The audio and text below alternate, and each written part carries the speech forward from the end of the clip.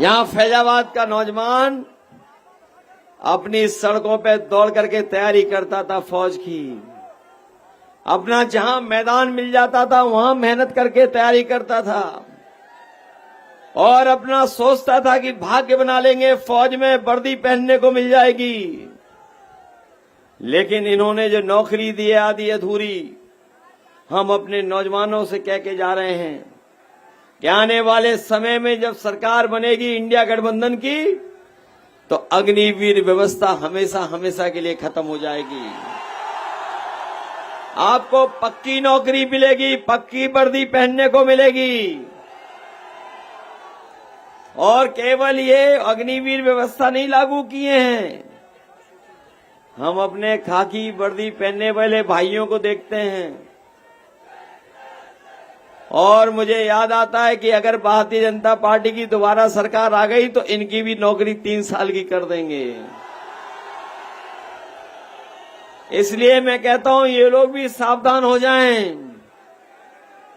ये प्रेस के लोग सवाल करते हैं कैसे संभव है, मैं उन्हें याद दिलाता हूं, क्या आप जानते थे कि हवाई जहाज और हवाई अड्डे बिक जाएंगे? क्या आपको जानकारी थी कि पानी जहाज और पानी का बंदरगाह बेच देंगे? इकलौती बैंक थी इलाहाबाद, वो बेच दी। सरकारी नौकरियां आउटसोर्स और संविदा पे कर दी और आईएएस बनाने का नया तरीका ढूंढ लिया। सीधे सीधे लेटरल एंट्री करा दे रहे हैं। क्या आपको पता था कि बीजेपी के लोगों ने एक रात में ही नोट बंद कर दिए? जब ये नोटबंदी कर सकते हैं, अग्निवीर व्यवस्था लागू कर सकते हैं, तो आने वाले समय में इनकी सरकार आ गई तो खाकी वर्दी पहनने वालों की भी नौकरी 3 साल की कर देंगे। इसलिए सावधान हो के नहीं हो, आपको सावधान रहना पड़ेगा। ये जहां हमारी और आपकी जान के पीछे पड़े हैं, वैक्सीन लगवा दी इन्होंने कि नहीं लगवा दी? हमें आपको जान के लिए खतरा पैदा हो गई वैक्सीन।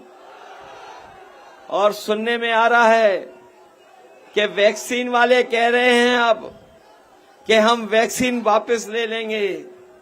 हमें कोई समझा दे कि जो वैक्सीन शरीर में चली गई है वो वापस कैसे ली जाएगी, ये बता दे कोई।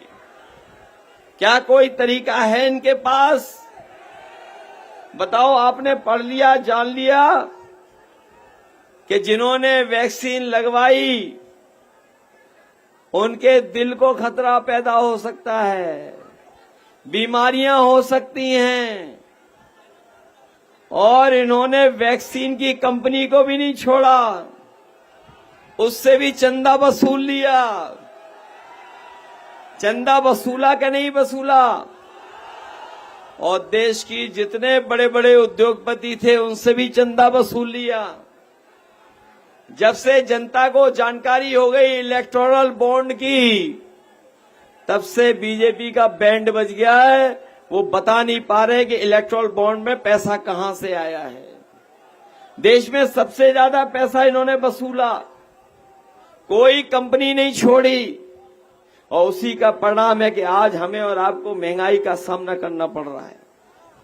ये जो बीजेपी का भ्रष्टाचार है और इलेक्टोरल बॉन्ड के नाम पर जो वसूली की है, उसकी वजह से भ्रष्टाचार तो बढ़ा ही बढ़ा है।